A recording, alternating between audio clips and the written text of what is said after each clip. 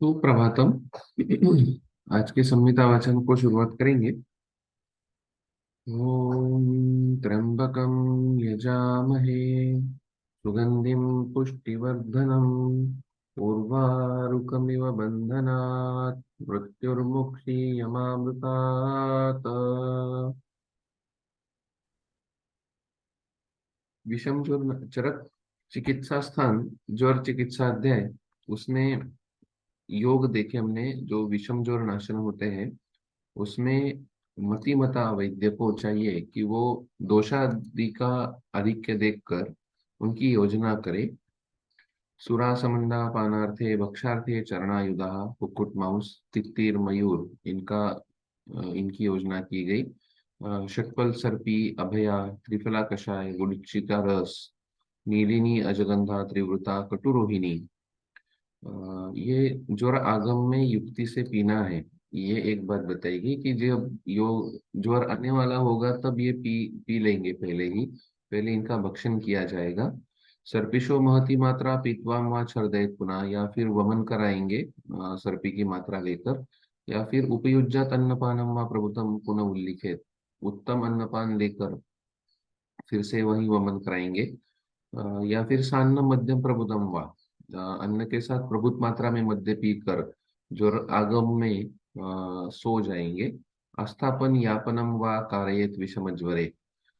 या फिर पैसा वृषदंशस्य शकृद्वा तदा पिबेत। वृषदंशस्य मतलब बिल्ली।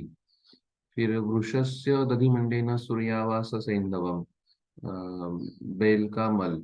पिप्पलाया त्रिफलायाश्च दध्नः तक्रस्य सर्पिषः। या फिर पंचगव्य का पैसा प्रयोग, रसोन का तैल के साथ प्रागभक्तम उपसेवनम, जो वात व्याधि में इंडिकेटेड था। मेद्यानाम उष्णवीर्यानाम, मेद्य मतलब मेदुर मांस वाले प्राणियों का, उष्णवीर्य होने वाले आमिष का भक्षण। और हिंगुतुल्या वैयाग्री वसा नस्यम ससैंधवा। या फिर सिंह से वसा, व्याघ्री वसा या सिंह की वसा, ये दोनों आए थे। सैंधव पिप्पली तंडुला समनशिला नेत्रांजनम तैलपिष्टम शस्यते विषमज्वरे, ये अंजन। उसके बाद धूप बताया, पलंकशा निम्बपत्र वचा पुष्टम हरित की, सरसप यव और सर्पी का धूप ज्वरनाशन होगा। और इनके साथ साथ धूपन नावन अंजन, ये जो मनोविकार में निर्दिष्ट है। मनोविकार में इसका मतलब हमने उन्माद और अपस्मार में ये टीका में पढ़ा। और साथ में मनीनाम औषधीनाम मंगल्यानाम विषस्य च धारणात् अगधानाम च सेवनात् न भवेत् ज्वरः। तो इन सभी से आगंतुज जो एंगल था उसके लिए ये सभी बताया। और धारणातिथि छेदा अगधानाम च सेवनात् इति योजना, तो अगध भी उसमें आए हैं। ये भी बात बता इम्पोर्टेंट है। मतलब अलग तरीके के फॉर्मुलेशन जो हम लोग एक्सपेक्ट नहीं कर सकते वो सभी यहाँ पर बताए गए, उनकी योजना कही गई है। उसके बाद आगे चलते हैं।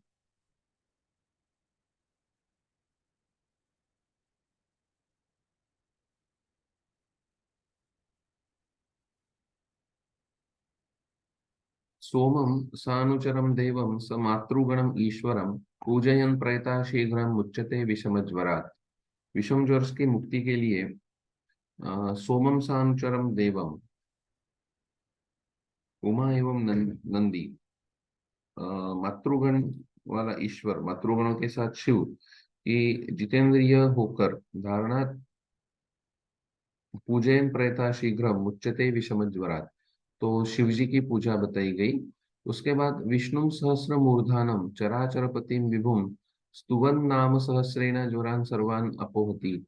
तो विष्णु जी का भी विष्णु की भी उपासना, नाम सहस्रेण विष्णु सहस्त्र नाम का पाठ, ये बताया गया है। तो सहस्र शिरों वाले चराचर स्वामी स्वरूप भगवान विष्णु के सहस्र नाम का पाठ करता हुआ मनुष्य सभी तरह के ज्वरों को नष्ट कर देता है। ब्रह्मांडम अश्विनम अश्विनौ इंद्रौ हुतभक्षम हिमाचलम गंगाम मरुद्गणम चेष्ट्याम पूजयन जयति ज्वरान। उसके साथ ब्रह्मा अश्विन इंद्र हुतभक्ष मतलब अग्नि, हिमालय गंगा, मरुदगणा, मरुदगण जो है, इनकी सबकी यज्ञ के द्वारा पूजा करने वाला, चेष्टा पूजयन जयति ज्वरान, वो भी ज्वर को जीत सकता है। भक्त्या मातु पितृश्चैव गुरुणाम पूजनेन च ब्रह्मचर्येण तपसा सत्येन नियमेन च जप होम प्रदानेन वेदानां श्रवणेन च ज्वरात् विमुच्यते शीघ्रं साधूनां दर्शनेन च। इस तरीके से एक तरीके की दैवपाश्रय चिकित्सा यहाँ पर बताई गई। तो शिव जी की पूजा, विष्णु सहस्त्र नाम का पारायण, ब्रह्मा अश्विन इंद्र अग्नि हिमालय की पूजा, मरुदगण की पूजा यज्ञ के द्वारा, या भक्त्या मातृ पितृश्चैव गुरुणाम पूजनेन च, मातु पितृ और गुरु के पूजन से, ब्रह्मचर्य से, तप से, सत्य और नियम से, और जप के साथ होम या प्रदान से, वस्तुओं का दान कराने से, वेदों के श्रवण से ज्वर से विमुक्ति मिल जाएगी विषम ज्वर में। तो विषम ज्वर की चिकित्सा एक तरीके से बहुत ही यूनिक तरीके से अलग अलग स्तरों पर यहाँ बताई गई, और ये प्रभाव से कार्य करता है, ये एक बात है। तो विष्णु सहस्त्र नाम का पारायण ज्वर में है, वैसे ही बाकी भी चिकित्सा उसके साथ आई है, ये हमें ध्यान में रखना है। और उसी के आगे, ज्वरे रसस्थे वमनम उपवासम च कारयेत् सेक प्रदयो रक्तस्थे तथा संशमनानि च विरेचनम स उपवासम मांसमेद स्थिते हितम अस्थिमज्जगते देया निरुहासानुवासनाः। तो धातुगत ज्वरों की चिकित्सा यहाँ पर बताई गई कि रसस्थ ज्वर में वमन उपवास कराए, वमन और उपवास, रक्तावसेचन और प्रदेह रक्त में, और साथ में संशमन द्रव्यों का उपयोग, मांस मेद स्थित अगर होता है तो विरेचन के साथ उपवास कराया जाए, और अस्थि मज्जागत में निरूह और अनुवासन की योजना कराई जाए, ये बताते हैं। तो दैव उपाश्रय चिकित्सा आह, दैव उपाश्रय चिकित्सा बताते हैं, सोम इत्यादि, सह उमा, उमाय सह उमया इति सोमः, उमा के साथ जो है वो सोमः, सोमनाथ जो कहा जाता है उमा के साथ, तम सानुचरम इति नंद्यादिगण युक्तम, उसके अनुचर है नंदी आदि गण, और स मातृगणम इति स मातृ समूह, मातृ का समूह, प्रयतः पवित्रः, सहस्रमूर्धनम इति सहस्रशीर्षा इत्यादि वेद प्रतिपादितम, नाम सहस्रेण इत्यादि महाभारत उक्त नाम सहस्रेण। तो जो महाभारत में आया है विष्णु सहस्त्र नाम, वो जो आई थिंक भीष्म जी ने गाया है, इष्ट्या इति यज्ञेन। तो इस तरीके से दैवोपाश्रय चिकित्सा और धातुगत चिकित्सा बताई गई। धातुगत ज्वर का चिकित्सा सूत्र बताया गया।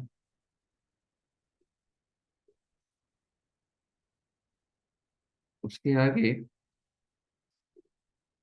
आगंतुज ज्वर की चिकित्सा बताते हैं कि शाप अभिचारात् भूतानाम अभिसंगाच यो ज्वरः दैवोपाश्रयम तत्र सर्वम औषधम इष्यते। शाप और अभिचार से और या भूताभिसंग से जो ज्वर उत्पन्न होता है, वहां पर सभी दैवोपाश्रय चिकित्सा ही करानी होगी। अभिघात ज्वरो नश्येत पानाभ्यंगेन सर्पिषः, अभिघात ज्वर जो होगा, पान और अभ्यंग सर्पी का कराए तो। साथ में रक्तावशेक ही मध्यश्च, साथ में ही मांस रसोदन ही, अभिघात वाला ज्वर जो होगा, सर्पिष पान, रक्तावसेचन, मद्य, साथ में मांस का भोजन, रस या मांस रस, और ओदन के साथ उसका भोजन, साना हो मध्य सात्म्यानाम मदिरा रस भोजने, क्षतानाम व्रणितानाम च क्षतव्रण चिकित्सया, क्षत और व्रणित में क्षत और व्रण की चिकित्सा करने से, आश्वासेन इष्टलाभेन वायो प्रशमनेन च हर्षणैश्च शमं याति काम शोक भय ज्वरः। कामज और शोक जो ज्वर होंगे उनमें आश्वासन कराओ, वायु का प्रशमन कराओ, इष्ट वस्तु का लाभ जो चाहिए था, वांछन जिसकी अभिलाषा थी वो देने से, हर्षणैश्च या फिर उसको बातों बातों में हंसाओ, हर्षण कराओ, आनंद उसको आ जाएगा, तो शमम यान्ति काम शोक भय ज्वर, काम शोक और भय ज्वर का नाश उससे हो जाएगा। काम्य ही अर्थमनुज्ञेश्च पित्तग्नेश्च उपक्रमैः सद्वाक्यैश्च शमं याति ज्वरः क्रोध समुत्थितः। क्रोध समुत्थित अगर ज्वर है तो उसमें कामना जिसकी थी, जिसकी मन में अभिलाषा थी, वो बातें या पित्तग्न उपक्रम से या सद्वाक्य से, सद्वाक्य मतलब शास्त्र की बातें या उसके हित की बातें कर कर क्रोध समुत्थित ज्वर शांत हो सकता है। कामात क्रोध ज्वरो नाशो नाशम क्रोधात काम समुद्भव याति ताभ्याम उवाभ्याम च भय शोक समुत्थितः। काम से क्रोध ज्वर का नाश और क्रोधात काम समुद्भव, क्रोध से काम उत्पन्न होता है। याति ताभ्याम उवाभ्याम च भय शोक समुत्थितः, इसलिए भय और शोक समुत्थित ये दोनों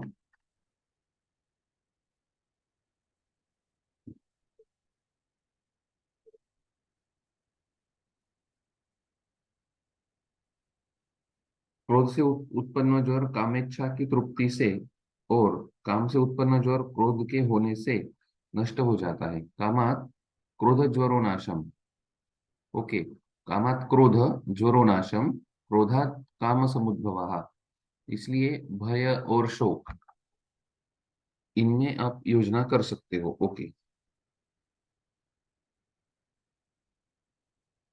तो शाप इत्यादीनाम आगंतु ज्वर चिकित्सामः नश्यदिति प्रशाम्यति इति अर्थः, इनका नाश हो जाता है। सानाह इति अभिघात ज्वर एव सानाह, तो यहाँ पर जो वर्ड आया था अभिघात नश्य साना हो, ये अभिघात ज्वर ही उसको समझा जाए तो क्षतानाम इति उरक्षति नाम, उरक्षत जिनमें हुआ है वो, उनके लिए क्षत चिकित्सा और व्रण चिकित्सा में करानी होगी। व्रणी नाम ज्वरो उपैति इति अर्थः, अयम ही उपद्रव रूपो ज्वरः उपद्रवश्च मूलव्याधि चिकित्सा एव शाम्यतीति भावः। तो ये उपद्रव स्वरूप ज्वर है और उसका मूल कारण अलग है, इसलिए मूल कारण की चिकित्सा की जाए तो ज्वर का शमन हो जाएगा। वायोः प्रशमनेन कामादि ज्वरेषु वातानुबंधात उपपन्नम, तो कामादि में वात का ही प्रकोप था इसलिए वायु का प्रशमन जस्टिफाइड है। सद्वाक्य ही शोभन ही वचन ही, उसकी शोभा बढ़ाना, उसका उसकी प्रशंसा करना एक तरीके से, शोभन ही वचन ही कामादीना प्रतिद्वंद्वेन चिकित्साम आह काम इत्यादि। तो शापाभिचार से जो अभिसंगत ज्वर होगा उसमें सभी दैवोपाश्रय चिकित्सा होगी। अभिघात ज्वर नाश होगा पान और अभ्यंग से, सर्पी के रक्तावसेचन से, मद्य से, सात्म्य मांस रस से, ओदन से, और फिर ही वही जो आगंतुक ज्वर है सानाह मद्य सात्म्य नाम मदिरा रस भोजन ही, जिनको मद्य सात्म्य है और आगंतुक ज्वर हुआ है उनमें मदिरा रस का भोजन। क्षतानाम व्रणितानाम क्षतव्रण चिकित्साया, फिर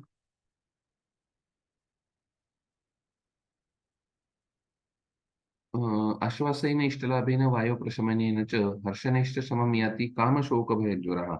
कामज और शोकज और भय ज्वरों में आश्वासन, इष्ट लाभ, वायु प्रशमन, हर्षण, इनसे ये तीनों ज्वर का शमन हो जाएगा। काम्य ही अर्थ ही मनोज्ञश्च पित्तग्निश्च उपक्रम ही सद्वाक्यश्च शमं याति क्रोध समुत्थितः, ये क्रोध ज्वर के लिए। कामात क्रोध ज्वरो नाशम, काम से क्रोध ज्वर का नाश होगा। क्रोध ज्वर में अगर आप काम उत्पन्न करा देते हो तो क्रोध ज्वर का नाश हो जाएगा। क्रोध से काम का नाश हो जाएगा। ये तरीके से दोनों की व्यत्यस्त चिकित्सा कर सकते हो। कामत ज्वर में क्रोध उत्पन्न करा दीजिए और क्रोध ज्वर में काम उत्पन्न करा दीजिए। याति ताभ्याम उवाभ्याम च भय शोक समुत्थिता, और भय शोक समुत्थिता में भी इसी तरीके से हो सकता है।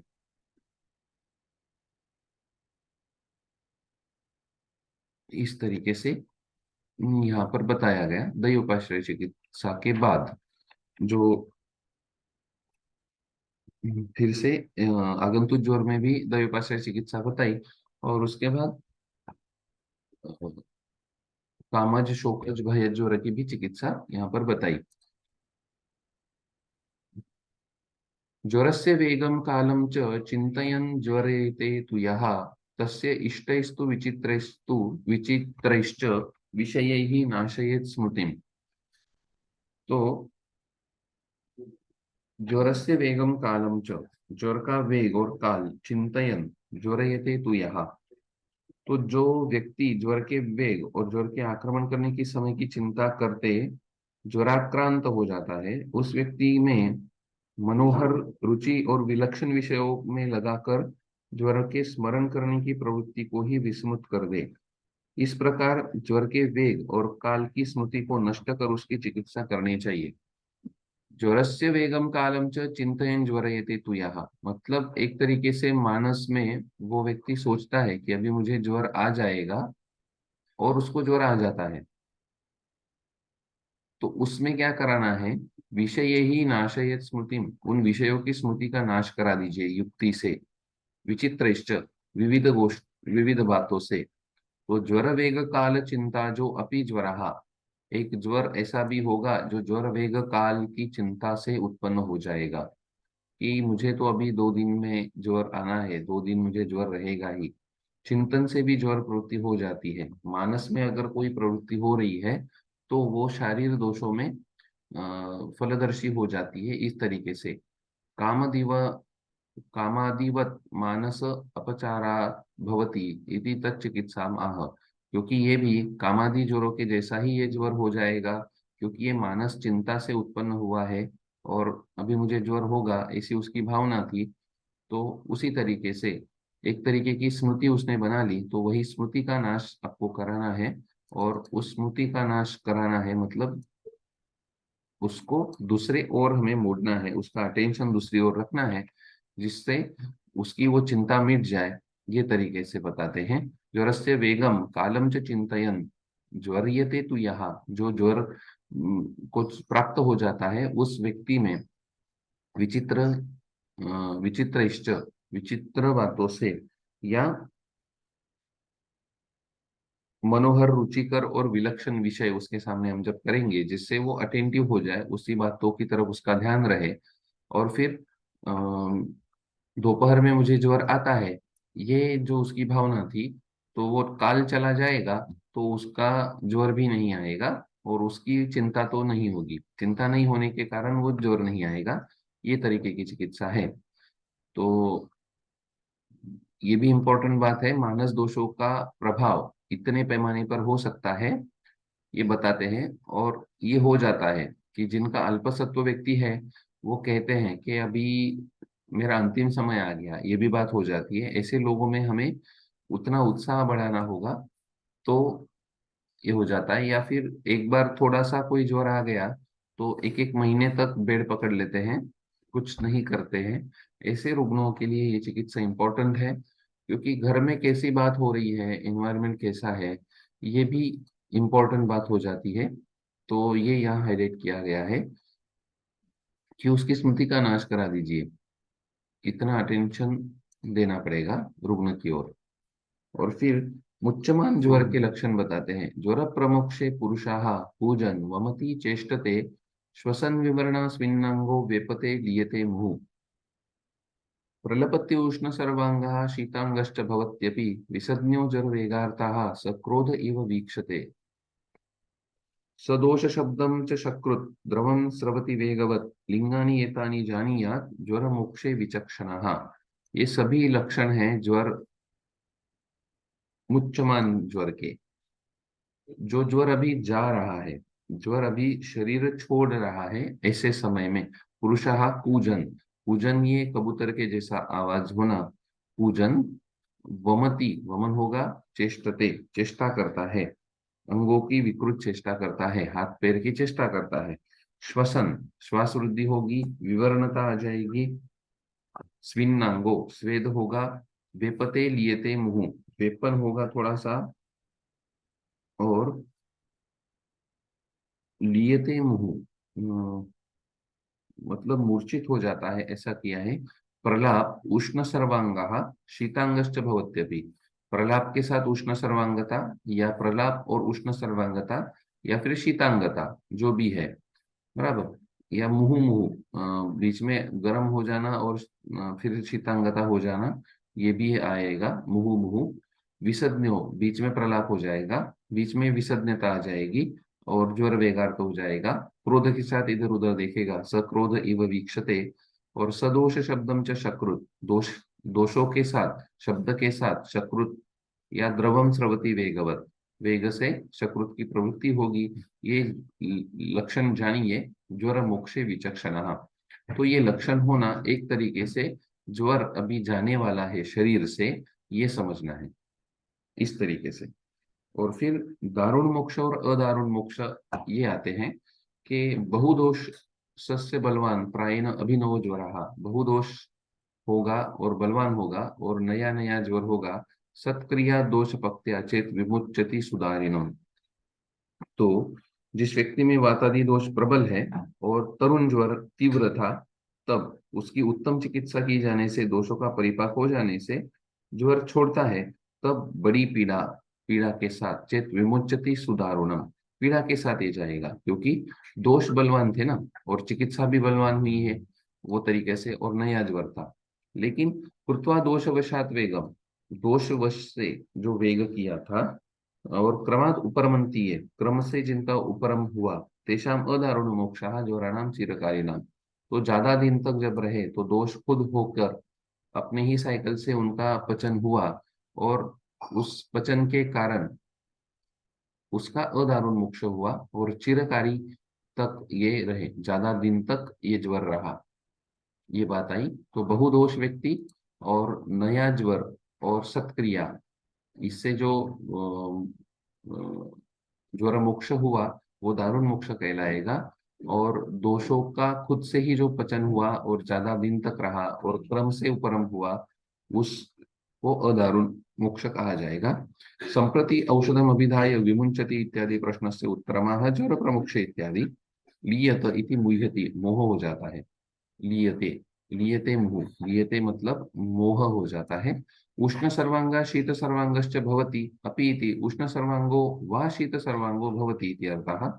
या तो उष्ण सर्वांग होगा या तो शीत सर्वांग होगा, ये दोनों में से कुछ तो भी एक ही कंडीशन होगी। हमने मुहु मुहु जो किया उसे प्रॉपर मीनिंग ये बताते हैं कि या तो उष्ण सर्वांग होगा या शीत सर्वांग होगा। सदोष शब्दम इति दोषम, सदोषम सशब्दम च, दोषों के साथ और शब्द के साथ, दोनों मल प्रवृत्ति में जो लक्षण बताया है। सदोष शब्दम च शकृत द्रवम स्रवति वेगवत, एतानि च लक्षणानि सन्निपात ज्वरे एव भवन्ति इति ज्ञेयम्। ये सभी लक्षण सन्निपात ज्वर में होते हैं, ऐसा आप जानिए। न अन्यत्र अदर्शनादेव, बाकी जगहों पे नहीं होंगे क्योंकि वहां दिखते नहीं है। अतएव बहुदोषस्य बलिना इत्यादि ग्रंथम केचित् पठन्ति एव अत्र। एतानि लक्षणानि ज्वरमुक्ष काले क्षीणेनापि दोषेण क्रियन्ते, यथा निर्वाप्यता प्रदीपेन आलोको महान क्रियते। ओके, तो बहुदोष और बलिन में ये लक्षण होंगे, और यही लक्षण ज्वर मोक्ष में, ज्वर मोक्ष काल में क्षीण दोषों से भी होंगे। क्यों? मतलब क्योंकि बहुदोष जो बहुदोष जो थे वो भी क्रिया से कम हो गए, तो क्षीण दोष है लेकिन वो भी करते हैं। जैसे निर्वाप्यता प्रदीपेन आलोको महान क्रियते, जो दिया भी बुझने वाला होता है वो भी लास्ट में महान प्रदीप कराता है। इसीलिए ये तरीके से समझिए। तो जाते जाते वो एक तरीके से शोर मचाते हुए जाएंगे, ये बात बताते हैं। और उसमें दारुण मोक्ष और अदारुण मोक्ष, ज्वर प्रमोक्ष के लक्षण, और उसमें भी दारुण और अदारुण ये तरीके से दो लक्षण बताते हैं। दारुण मोक्ष में तरुण ज्वर था और ज्यादा प्रमाणे बहुदोष थे, और उनका पचन जो हुआ था वो सत्क्रिया से हुआ था। एग्रेसिव ट्रीटमेंट एक तरीके से कह सकते हैं हम लोग। और वही जो दोषों की साइकिल थी जितने दिनों की, उतने दिनों में नेचुरली अगर उनका पचन होता है लंघनादि क्रम से, और क्रम से उनका उपरम होता है, तो वहां पर अदारुण मोक्ष होगा। और चिरकारी ज्वर में ही अदारुण मोक्ष होगा, ये बताते हैं। विगत क्लम संतापम अव्यथम विमलेन्द्रियम युक्तम प्रकृति सत्वेन विद्यात् पुरुष अज्वरम। और फिर ज्वर मोक्ष हो जाने के बाद पुरुष में क्या लक्षण रहेंगे? विगत क्लम संतापम, क्लम विगत, संताप विगत, अव्यथम, अभी कोई व्यथा नहीं है, और इंद्रियों में वैमल्य है, विमल इंद्रियम, युक्तम प्रकृति सत्वेन, जो उनकी प्रकृति थी और जो सत्व था उनसे युक्त हुआ पुरुष, वो अज्वर पुरुष है। मतलब अभी ज्वर चला गया है, तो ज्वर शांत होने के ये लक्षण। विगत क्लम संतापम, क्लम भी नहीं है, मतलब कोई थकान भी नहीं होनी चाहिए। जो क्लम की अवस्था होगी वो अभी ज्वर मुक्ति में नहीं आती है। तो विगत क्लम और संताप जो भी है वो निकल गए, और अव्यथा, अभी कोई व्यथा नहीं बची है। तो ये ज्वर मुक्त पुरुष के लक्षण। और फीवर में जब हम लोग देखते हैं, तो फीवर सबसाइड होने के बाद इनमें से एक भी लक्षण नहीं मिलता है, क्योंकि एक तरीके से ज्वर का पाचन नहीं कराते हैं, शेष दोष रह जाते हैं, और इसलिए क्लम रहता है, संताप शायद नहीं रहता है, लेकिन व्यथा बहुत सारी रहती है। विशेषतः संधिशूल, कटी पार्श्वशूल, शिरशूल, या ग्रह, या भोजनोत्तर आध्वान, या उदर गुरुता, मल की शुद्धि नहीं होना, कॉन्स्टिपेशन जो कहते हैं, ये तरीके से कंप्लेंट्स वहां पर होती है, जो ज्वर को शीघ्रतर से, आजकल जो मॉडर्न में ट्रीटमेंट चलती है या ट्रेडिशनल में या ऑन द काउंटर जाकर लोग दवाई ले लेते हैं, फीवर आते ही पैरासिटामोल ले लेते हैं, तो इनमें ये लक्षण नहीं मिलते हैं। तो ज्वर कैसे जाना चाहिए, ये एक दृष्टिकोण चरक चिकित्सा में हमें देखने को मिलता है, कि आम ज्वर, पच्चमान, पक्वावस्था, पक्वावस्था के बाद ज्वर विमोक्ष होगा, विमोक्ष ये तरीके से होगा, और फिर आपको ये मिलना चाहिए लास्ट में, ये बताते हैं कि पुरुष, अज्वर पुरुष, ये तरीके से मिलना चाहिए, जो विगत क्लम संतापम अव्यथम विमलेन्द्रियम। तो ज्वर मुक्ति के बाद पुरुष में युक्तम प्रकृति सत्वेन, उसकी प्रकृति और सत्व जो था वो वापिस मिलना चाहिए, और निरामन पुरुष, जिसको कोई तकलीफ नहीं है, ये तरीके से श्रेष्ठ ऐसा स्वरूप उसका बताया गया, जो उसका नॉर्मल स्वरूप है, विकार रहितता है, ये सभी इसमें आते हैं, ये हमें समझना होगा। तो संप्रति प्रशांत ज्वर लक्षण प्रश्न से उत्तरम, प्रशांत ज्वर होने के बाद क्या होगा, ये सवाल का जवाब यहाँ पर देते हैं। तो प्रकृति सत्वे नहीं थी, सहज सत्वेन, जो जिसका अ, देह प्रकृति है, जो सत्व है, वो तरीके से उसको वापिस आना, ये तरीके से। फिर सज्वरो ज्वर मुक्तश्च, विदाहिनी गुरुनी च, असात्म्य अन्नपानानि विरुद्धानि च वर्जयेत्, व्यवायम अतिचेष्टाश्च स्नानम अत्यशनानि च, तथा ज्वरम शमं याति प्रशांतो जायते न च, व्यायामं च व्यवायं च स्नानं चंक्रमणानि च, ज्वर मुक्तो न सेवेत यावत् न बलवान भवेत्।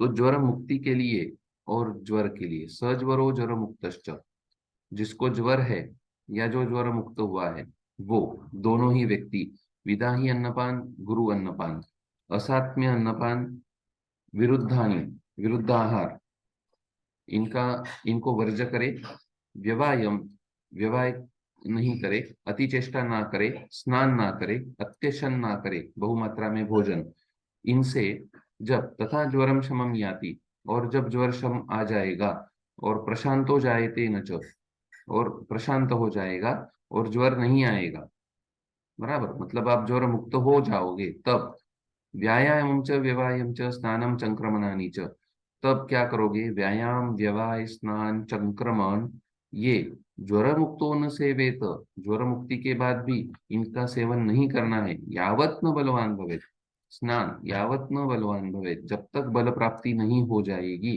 तब तक व्यायाम, व्यवाय, स्नान और चंक्रमण ये नहीं करेंगे।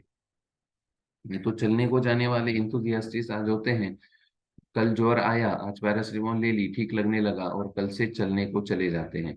एक तरीके से यही बात हो गई है मॉडर्न में, या आज के करंट लाइफस्टाइल में लोग ध्यान नहीं देते, क्विक क्विक के नाम से, जल्दी आराम मिलना चाहिए ये नाम से, और बहुत भागदौड़ वाली जिंदगी हो जाती है, तो बस 1 या 2 दिन उनका रूटीन डिस्टर्ब होता था, उतना ही होने देते हैं, उसके बाद फिर से रूटीन को लग जाते हैं। लेकिन दोषों की अवस्था आप देखोगे तो वो पूरे तरीके से पचन उनका नहीं होता है, और जो शेष दोष होते हैं ये जाकर आपको कहीं पर इमरजेंसी पैदा कर देते हैं बाहर जाकर, और इनकी परिणति स्ट्रोक्स में, हार्ट अटैक में होते हुए आज हमें दिखती है, ये बात आ जाती है। तो ज्वर अध्याय हमें ये ओरिएंटेशन देता है कि आप ये तरीके से देखिए कि कोई भी व्याधि में आप उसकी पाचन अवस्था का विचार करे, व्याधि मुक्ति का विचार करे, और व्याधि मुक्ति के बाद व्यक्ति एक तरीके से प्रसन्न चित्त और निराम अवस्था और प्रकृतिगत जो उसके गुण थे, प्रकृति और सात्म्य जो उसका था, वो उसको लौटाना होगा। तब उसको व्याधि मुक्त हम लोग कह सकते हैं, उसका बल फिर से मिलना चाहिए, ये बताते हैं। और व्याधित व्यक्ति में भी व्यायाम आदि विषयों का सेवन जब तक उसको बल प्राप्ति नहीं होती है तब तक नहीं लेना है, ये बात बताते हैं। व्यायाम के बारे में भी तो बताया गया है कि अर्धशक्त्या निषेव्यस्तु बलिभिः स्निग्धभोजिभिः। अर्धशक्ति जो व्यायाम की बात आती है रूटीन में स्वस्थ व्यक्ति के लिए जो बताया जाता है, लेकिन वो भी कौन करेगा? बलवान व्यक्ति, बलिभिः जो बलवान है, और स्निग्धभोजिभिः। शीतकाले वसंते च मंदमेव ततोन्यदा, तो नॉर्मल व्यक्ति के लिए या फिर जो बलवान है, स्निग्ध भोजी है, शीत, वो लोग बलवान और स्निग्ध भोजी लोग शीतकाल और वसंत में अर्धशक्ति व्यायाम करें, ये कंडीशन रखी है। बाकी लोगों ने तो वो भी नहीं करना है, मंदमेव ततोन्यदा। अदरवाइज मंद मंद व्यायाम, रूटीन में जो व्यायाम बताया गया है वो मंद व्यायाम बताया गया है। और हम लोग आज तो उत्कृष्ट व्यायाम करने लग जाते हैं कि सभी जो कपड़े पहने थे वो पसीने से निचोड़े नहीं जाए, इतना गीला ना हो जाए, तब तक व्यायाम करते हैं। तो ये सर्वथा सही नहीं है, वो गलत ही है, और उससे कॉम्प्लिकेशंस ही पैदा हो रहे हैं, ये जानना होगा। अति व्यायाम वर्ज्य है हमारे शास्त्र में, और व्याधि तो के लिए भी उसको याद दिलाते हैं फिर से। और इस तरीके से ज्वरावशिष्टो रक्षश्च यावत कालम यतो यथाः, ज्वर के बाद कब तक रक्षा करानी है? ज्वर तो चला गया, लेकिन फिर भी उस रुग्ण की रक्षा करानी है। इति प्रश्न से उत्तरम स ज्वरम इत्यादि। यथा ज्वरः शमं याति प्रशांतो जायते न च, ज्वर का शम हो गया लेकिन प्रशांत नहीं हुआ है, फिर से आ सकता है, ऐसी कंडीशन।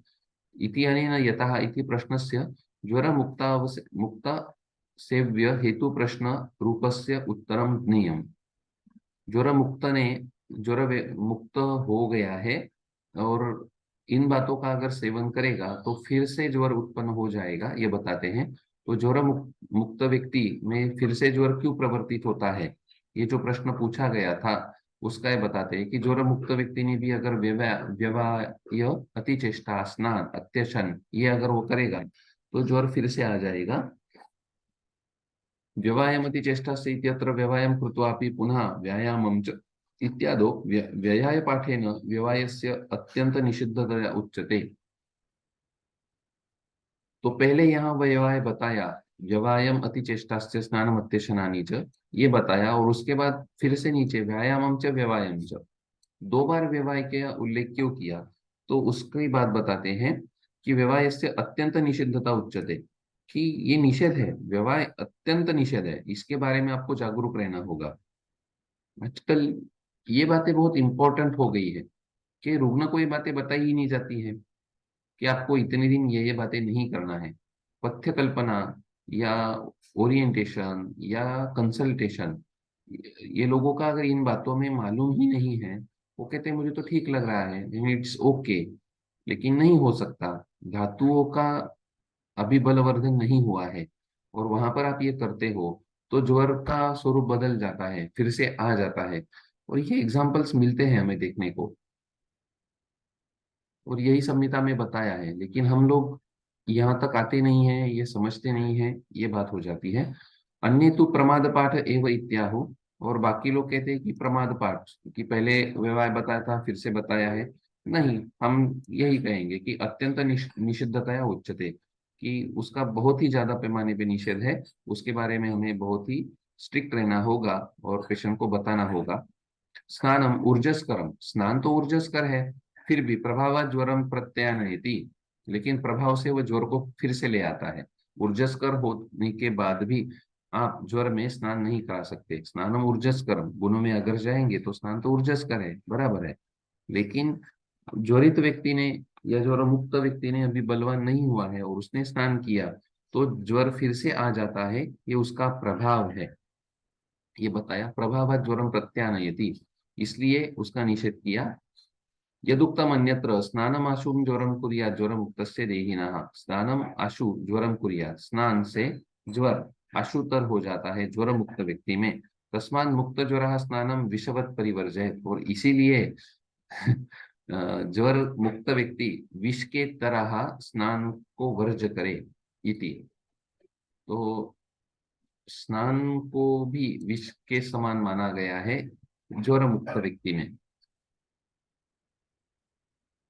तो ठीक है, ये भी अच्छे से समझते हैं और ये तरीके से हमारे रुग्णों को बताते हैं। तो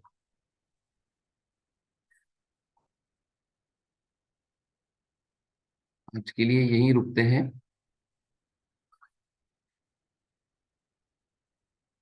श्री कृष्णार्पणमस्तु। इदन्न मम गुरुर्ब्रह्मा गुरुर्विष्णु गुरुर्देवो महेश्वरः, गुरुः साक्षात् परब्रह्म तस्मै श्री गुरवे नमः।